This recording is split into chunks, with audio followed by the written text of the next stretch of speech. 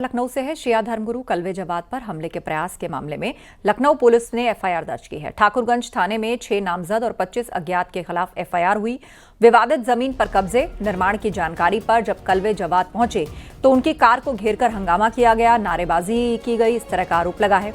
News 18 के साथ बातचीत में शिया धर्मगुरु कल्वे जवाद ने कहा कि मेरे ऊपर हमला हुआ और इस हमले में वही लोग थे जो कुछ दिन पहले भी हमला करने आए थे। पुलिस ने इन पर कोई कार्रवाई नहीं की। कल्वे जवाद ने कहा कि उनकी पूरी कोशिश थी कि दंगा हो जाए, लेकिन योगी सरकार में अब तक कोई दंगा नहीं हुआ। वापस आ रहे थे वहां से सीधे तो उन्होंने फिर वहां पर हमारी गाड़ी पर अटैक किया, एकदम से हमला करके अटैक किया, शीशे तोड़ने की कोशिश की। हमारे साथ के लोग तो उनको मारने लगे वो, और धार्मिक नारे सब लगाने लगे वो। उसके बाद उल्टे सीधे गालियां बक रहे थे, कर रहे थे, हमें भी गालियां दे रहे थे, सबको गालियां दे रहे थे और पूरी कोशिश थी कि शीशे तोड़ दे उसके हमारी गाड़ी के। लेकिन वहाँ भी 4-5 पुलिसकर्मी थे, उन्होंने भी उनकी रोकने की कोशिश की, जो हमारे से रोकने की कोशिश की, लेकिन फिर भी अब धीमे धीमे आगे गाड़ी बढ़ने नहीं दे रहे थे। आगे बड़ी मुश्किल तो आगे गाड़ी बढ़ी है। उसके बाद हम लोग वहाँ से निकले हैं तो वही लोग थे जिन्हें 8 महीने पहले भी अटैक करने की कोशिश की थी। उनकी पूरी तस्वीरें दे दी थी हमने थाने में, वहाँ पर कोई उनके खिलाफ कार्रवाई नहीं। पूरी कोशिश थी कि उनकी दंगा हो जाए, लेकिन क्योंकि हमें अभी तक जब से योगी जी यहाँ पर आए कोई भी यूपी मुस्लिम हिंदू मुस्लिम दंगा नहीं हुआ है। हम नहीं चाहते थे कि उनकी छवि खराब हो, लिहाजा हमने पूरा धैर्य रखा वहाँ पर, पूरा पैसा अपने सबसे कहा कोई जवाब नहीं दिया जाएगा इनको, कोई जवाब नहीं, क्योंकि इनकी प्लानिंग ही यही एक हिंदू मुस्लिम दंगा होकर ये मामला हिंदू मुस्लिम बन जाए।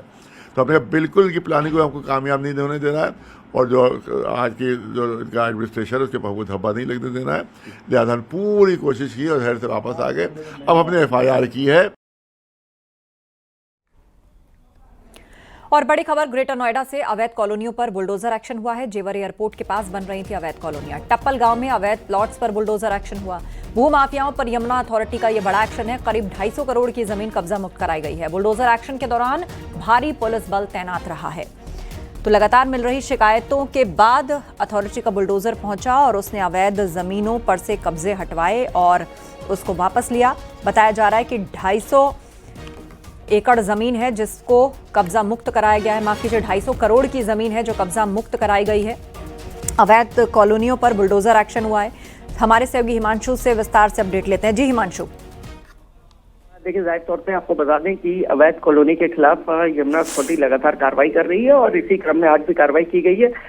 टप्पल जो है नोएडा इंटरनेशनल एयरपोर्ट से सटा हुआ है और यहाँ पर करीब 1 लाख स्क्वायर मीटर जमीन पर अवैध कब्जा किया जा रहा था, प्लॉटिंग की जा रही थी और भोले भाले लोगों को इसमें ठगी का शिकार भी करते थे। जाहिर तौर पे ठगी है क्योंकि अवैध रूप से जो जमीन है वो काटी जा रही थी और ऐसे में करीब 250 करोड़ रुपए की लागत की ये जमीन है जिसको कब्जा मुक्त कराया जा रहा है। मौके पर यमुना अथॉरिटी के ओएसडी शैलेंद्र सिंह, इसके अलावा अगर बात करें तो जो तमाम अधिकारी और पुलिस बल मौजूद है, लगातार कार्रवाई की जा रही है। 1 लाख स्क्वायर मीटर के आसपास की ये कुल जमीन है और ये पहली बड़ी कार्रवाई है। अगर बात करें, यमुना अथॉरिटी के सीओ आए हैं उनके नेतृत्व में और लगातार कार्रवाई की जा रही है और कहा जा रहा है कि क्षेत्रफल और भी बढ़ सकता है और अवैध जो कॉलोनी बसा रहे हैं, जो काट रहे हैं, उनके खिलाफ कार्रवाई की जा रही है। जी, जानकारी के लिए शुक्रिया। आप नजर बनाए रखिए। तो लगातार अथॉरिटी की अवैध कब्जे पर कार्रवाई जारी है।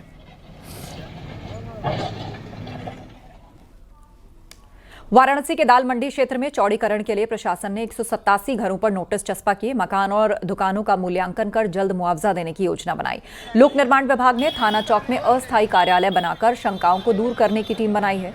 सरकार सर्कल रेट के 2 गुने दाम देने को तैयार है। लोगों को 3 दिन में अपने कागजात दिखाकर मुआवजा लेने के लिए कहा गया है।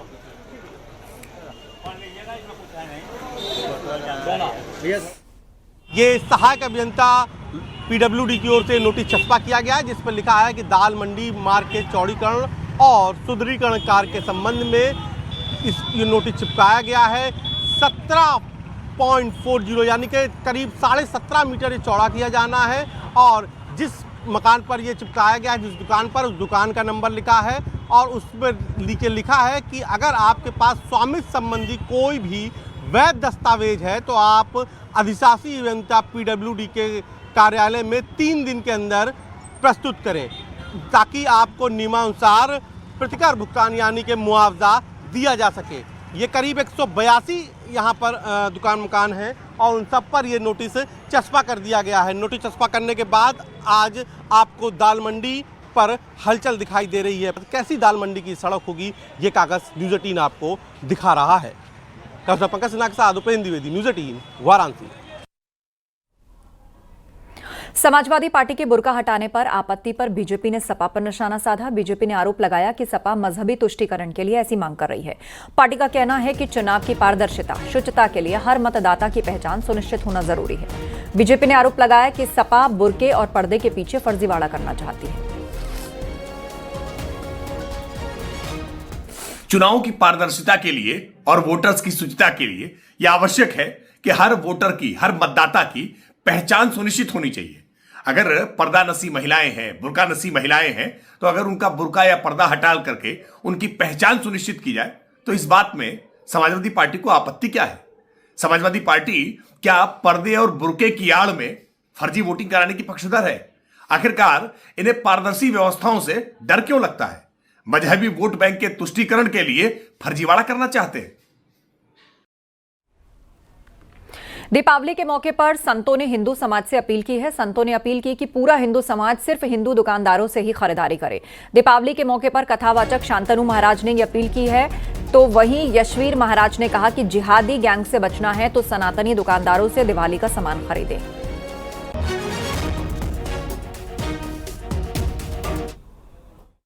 ये चेतना का जागरण है, इसको अन्यथा नहीं लेना चाहिए। भाई, दीपावली जो मनाता है, होली जो मनाता है, जिसकी श्रद्धा है उन त्योहारों में, वह अपने वस्तुओं में शुचिता रखेगा, पवित्रता रखेगा। वह जो बेचेगा, चूंकि वह स्वयं सनातनी है, तो वह एक अलग ढंग से व्यापार व्यवसाय करेगा। और जिसकी श्रद्धा ही नहीं है, उससे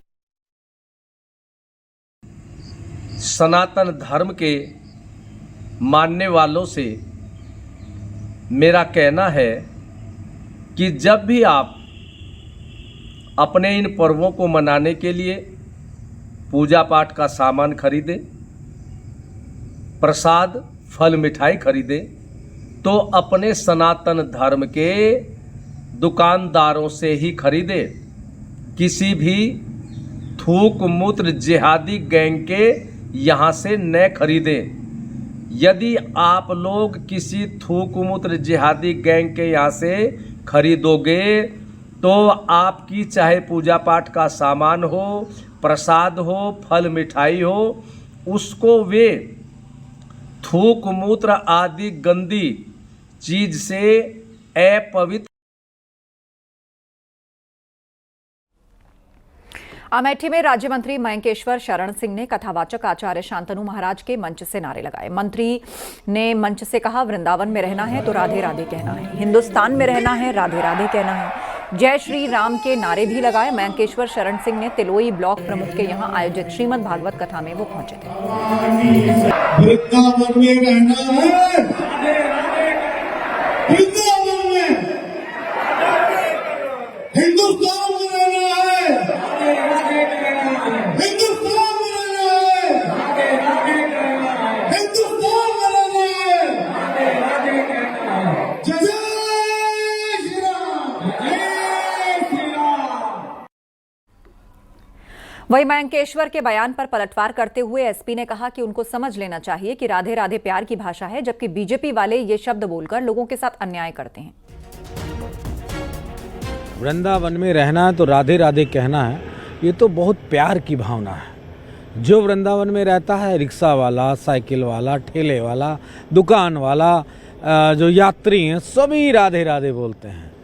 लेकिन उत्तर प्रदेश में अगर रहना है तो मंत्री को बोलना चाहिएगा, उत्तर प्रदेश में रहना है तो जय श्री राम कहना है, वो भी नफरत के भाव से। ये मयंकेश्वर सिंह को अगर कहना नहीं आता तो दुर्भाग्य है।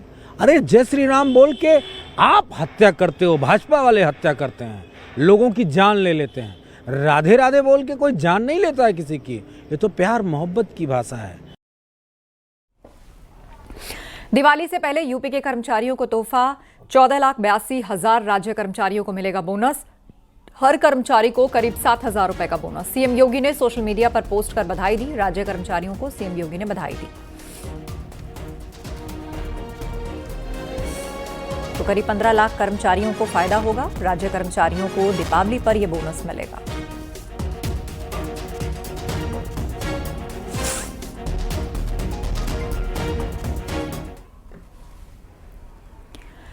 आज एनएसजी अपना 41वां स्थापना दिवस मना रही है। इस कार्यक्रम में देश के गृह मंत्री अमित शाह मुख्य अतिथि के रूप में शामिल हैं। आपको बता दें, एनएसजी की स्थापना साल 1984 में हुई थी और इसने कई सफल ऑपरेशन किए। इस मौके पर अमित शाह ने एनएसजी की तारीफ की और अमित शाह ने राष्ट्रीय सुरक्षा के क्षेत्र में एनएसजी की भूमिका की सराहना की और कहा कि एनएसजी देश की सुरक्षा के लिए हमेशा तत्पर है। उन्होंने एनएसजी के जवानों को बधाई दी और कहा कि वो देश के लिए प्रेरणा स्रोत हैं।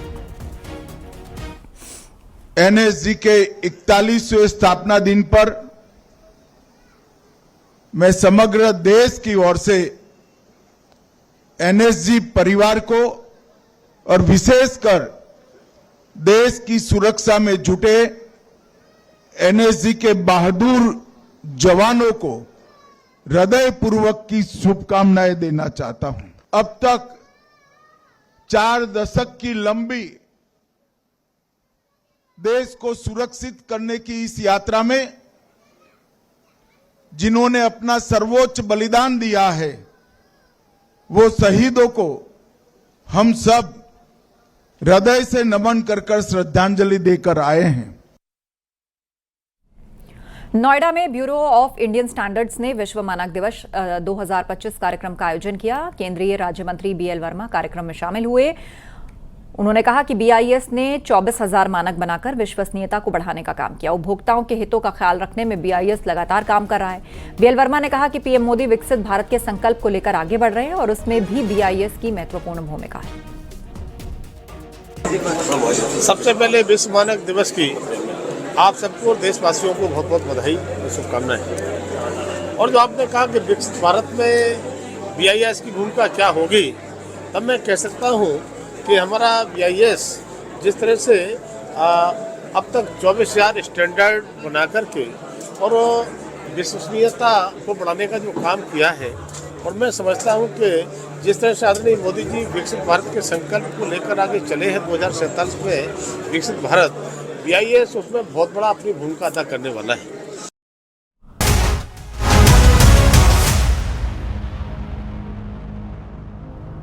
यूपी के कई जिलों में मीट कारोबार से जुड़े कारोबारियों पर इनकम टैक्स विभाग ने सोमवार को छापेमारी शुरू की, जो अब भी जारी है। इनकम टैक्स की टीम बुलंदशहर, हापुड़, गाजियाबाद, संभल, बरेली समेत 5 जिलों में छापा मारने पहुंची। ये रेड टैक्स चोरी के शक में हो रही है। हापुड़ के मीट कारोबारी हाजी यासीन की फैक्ट्री पर इनकम टैक्स की टीम ने छापा मारा। गाजियाबाद के डासना मसूरी स्थित international food agro limited factory पर छापेमारी जारी है। वहीं संभल में भी छापेमारी चल रही है। बरेली में 2 मीट फैक्ट्रियों पर 24 घंटे से जांच हो रही है और खबर यह भी है कि कई जगहों पर आयकर विभाग की टीम ने अहम दस्तावेज जब्त किए। कहा जा रहा है कि टैक्स चोरी का खुलासा हो सकता है।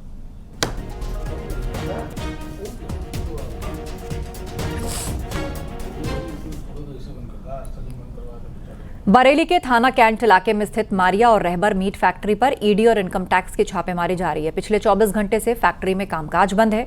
दोनों फैक्ट्रियों के प्रबंधन, परिवार और रिश्तेदारों से पूछताछ चल रही है।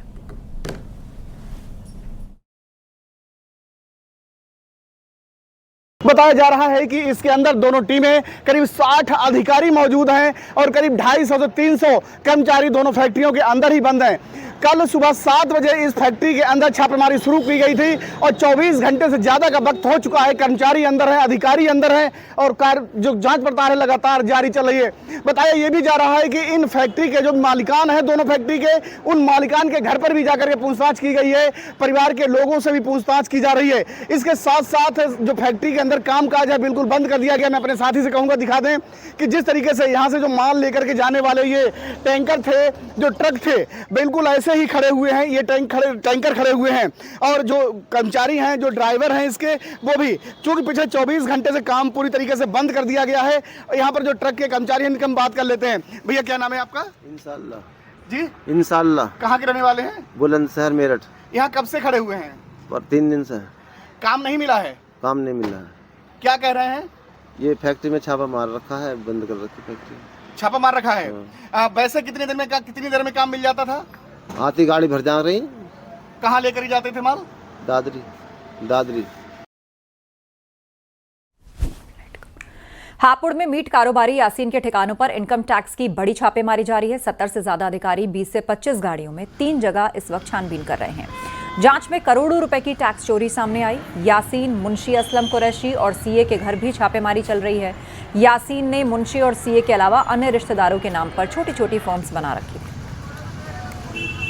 हापुड़ सहित उत्तर प्रदेश के कई शहरों में इनकम टैक्स डिपार्टमेंट की एसआईबी की टीम की बड़े छापामारी चल रही है। हापुड़ जनपद में 24 घंटे से ज़्यादा का समय हो गया है और 3 स्थानों पर छापेमारी की कार्रवाई चल रही है। मीट कारोबारी के यासीन के यहाँ पर ये छापेमारी शुरू हुई थी, जिसके बाद उसके मुंशी और उसका सीए के घर भी छापेमारी हुई है। इस वक्त हम बुलंदशहर रोड आवास विकास कॉलोनी में है और यहाँ पर देख सकते हैं ये Mohammad Aslam Qureshi Golden Feeds Industries के नाम से ये फर्म है और ऊपर तक आप देखेंगे पूरा मकान, आलीशान मकान की कोठी बनी हुई है और यहीं पर बीते 24 घंटे से ज़्यादा का समय हो गया है, जहां पर लगातार इनकम टैक्स डिपार्टमेंट की टीम कार्रवाई कर रही है। पुलिस फोर्स घर के बाहर तैनात किया गया है। इसके अलावा आपको बता दें कि हापुड़ के अलावा गाजियाबाद के डासना और राजस्थान के मेवात में भी ये छापेमारी की कार्रवाई चल रही है। करोड़ों रुपए की टैक्स चोरी का मामला है। अभी तक जो सामने आया उसमें ये बात निकलकर सामने आई है कि अब तक जो यामीन है मीट कारोबारी, उसने अपने सीए और मुंशी के नाम पर भी छोटी छोटी फर्म बना रखी थी, जिनमें करोड़ों रुपए का टैक्स चोरी हुआ है। फिलहाल देखिए यहाँ पर भारी पुलिस बल तैनात है। सर, कितने समय हो गया आपको यहाँ ड्यूटी करते हुए? हमको भी लगभग सुरक्षा में हो गया करीब 24 घंटे लगभग 24 घंटे हो गए। तो हापुड़ में किन किन स्थानों पर छापेमारी है? और हम लोग तो मेरठ से आए हैं, जनपद मेरठ से। अब हमको इतना बड़ा जानकारी भी नहीं है, लेकिन हाँ, कितने अधिकारी होंगे? हाँ, होंगे करीब 30-35 आदमी। ये छापेमारी 1 से 2 दिन और जारी रह सकती है। विपिन गिरी, न्यूज़ 18 हापुड़। गाजियाबाद के मसूरी थाना क्षेत्र के डासना में international food agro meat factory पर इनकम टैक्स ने छापा मारा। ये कंपनी हापुड़ के मीट व्यापारी यासीन कुरैशी की है। सोमवार से शुरू हुई छापेमारी अब भी जारी है और सूत्रों का कहना है कि जांच के दौरान टीम को बड़े गड़बड़ झाले के सबूत मिले। टैक्स लेन देन, उत्पाद से जुड़े दस्तावेजों की बारीकी से जांच हो रही है। बताया जा रहा है कि इनकम टैक्स टीम ने अब तक कई फाइल्स, डिजिटल रिकॉर्ड, फैक्ट्री के ट्रांजैक्शन डेटा को कब्जे में लिया है। International food agro meat factory में कल इनकम टैक्स की टीम दाखिल होती है और देर रात्रि तक छापेमारी चलती है, जिसके बाद इनकम टैक्स की टीम कुछ अहम दस्तावेज के साथ लौट जाती है। इसके बाद एक बार फिर इनकम टैक्स के कुछ अधिकारी इस कंपनी में दाखिल होते हैं और दस्तावेजों की जांच करते हैं। एक बार फिर टीम इसके फैक्ट्री में दाखिल होती है और फिलहाल फैक्ट्री के जो चारों गेट है पहले की तरह बंद कर दिए गए हैं। जांच के दौरान टीम को बड़े गड़बड़ झाले के सबूत मिल रहे हैं। टैक्स लेन देन और उत्पादन से जुड़े दस्तावेजों की बारीकी से जांच की जा रही है। बताया जा रहा है कि इनकम टैक्स टीम ने अब तक कई फाइलें, डिजिटल रिकॉर्ड और फैक्ट्री के ट्रांजैक्शन डाटा को खंगाला जा रहा है। अगर बात करें तो ये हापुड़ के मीट व्यापारी हैं यासीन कुरैशी, जिनकी कंपनी में कल इनकम टैक्स की टीम दाखिल होती है। जानकारी के मुताबिक ये भी बताया जा रहा है कि इस कंपनी में जो कर्मचारी है उनके आवास पर भी इनकम टैक्स की टीम छापा मारती है। फिलहाल अगर तस्वीरों की बात करें तो ये इंटरनेशनल एग्रो फूड ये मीट फैक्ट्री है, जहां पर इनकम टैक्स की टीम ने छापेमारी की है और अभी भी कल सोमवार से शुरू हुई इनकम टैक्स टीम की रेड वे फिलहाल अभी भी जारी है। गाजियाबाद से रोहित सिंह, न्यूज़ 18 उत्तर प्रदेश।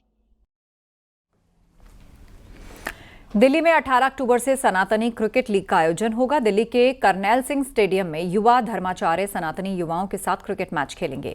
कथावाचक संत देवकी नंदन ठाकुर, बाबा बागेश्वर धाम, कथावाचक इंद्रेश उपाध्याय और कथावाचक चिन्मयानंद की टीम इसमें शामिल होंगी। देवकी नंदन की टीम वृंदावन वॉरियर्स, बाबा बागेश्वर की टीम बजरंग ब्लास्टर्स, कथावाचक इंद्रेश उपाध्याय की टीम राधे रॉयल्स और कथावाचक चिन्मयानंद की टीम राघव राइडर्स के नाम से मैदान में उतरेगी। क्रिकेट लीग से आए हुए रुपयों से हिमाचल, पंजाब, उत्तराखंड के बाढ़ प्रभावित लोगों की मदद होगी। सनातन न्यास फाउंडेशन द्वारा बाढ़ पीड़ित परिवारों तक राशन के अलावा दैनिक जरूरतों का सामान जैसे कपड़े, बर्तन, फर्नीचर, अनाज, बिस्तर पहुंचाया जाएगा।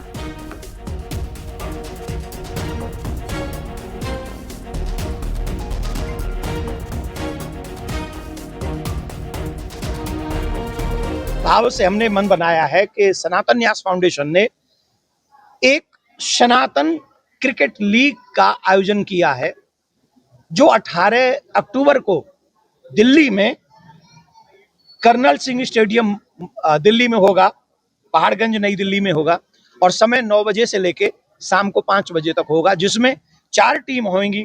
इसमें हमारे मेरे प्यारे अनुज श्री धीरेन्द्र शास्त्री जी भी रहेंगे, एक टीम उनकी रहेगी। एक हमारे इंद्रेश उपाध्याय जी जो वृंदावन से ही मेरे बहुत प्रिय हैं, वो उनकी एक टीम रहेगी। चिन्मयानंद बापू जी जो रामकथा कहते हैं, एक टीम उनकी रहेगी और एक टीम हमारी भी रहेगी। तो ये चारों टीम मिलके क्रिकेट मैच खेलेंगी। अंतर्राष्ट्रीय कथावाचक आचार्य शांतनु महाराज ने धर्माचार्य की क्रिकेट प्रीमियर लीग पर कहा कि यह शुभ संकेत है। साधु जब खेलेगा और जो खेल से पैसा आएगा उसे सनातन धर्म की सेवा में खर्च किया जाएगा। निश्चित रूप से शुभ संकेत है और सन्यासियों की परंपरा के ध्वजावाहक स्वामी विवेकानंद जी रहे हैं। तो स्वामी विवेकानंद जी भी कहते थे कि देश का युवा फुटबॉल की मैदान में पसीना बहावे, यानी स्वस्थ शरीर में ही स्वस्थ मस्तिष्क का विकास होता है। तो खेल का बढ़ावा, और साधु जब खेलेगा तो उससे जो पैसा आएगा वो सनातन की जो परंपरा है, सेवा ही हम सबका परम धर्म है। परहित सरिस धर्म नहीं भाई, तो गोस्वामी जी ने लिखा है। तो उस परहित में उस धन का उपयोग होगा। निश्चित रूप से यह सराहनीय है। समाजवादी पार्टी नेता मुस्कान मिश्रा पद से हटाए जाने के बाद सोशल मीडिया पर उन्होंने पोस्ट किया। इसमें उन्होंने सोशल मीडिया पर डाले फोटो के लिए माफी मांगी। उन्होंने कहा, अनजाने में मुझसे पोस्ट हुई। पार्टी के संस्थापक मुलायम सिंह यादव के बारे में मैंने कुछ नहीं कहा और अगर ऐसे इस काम से किसी को ठेस पहुंची तो मैं शर्मिंदा हूं। मैं पार्टी की कार्यकर्ता की तरह काम करती रहूंगी। बता दें कि मुस्कान मिश्रा समाजवादी महिला सभा की राष्ट्रीय सचिव थी।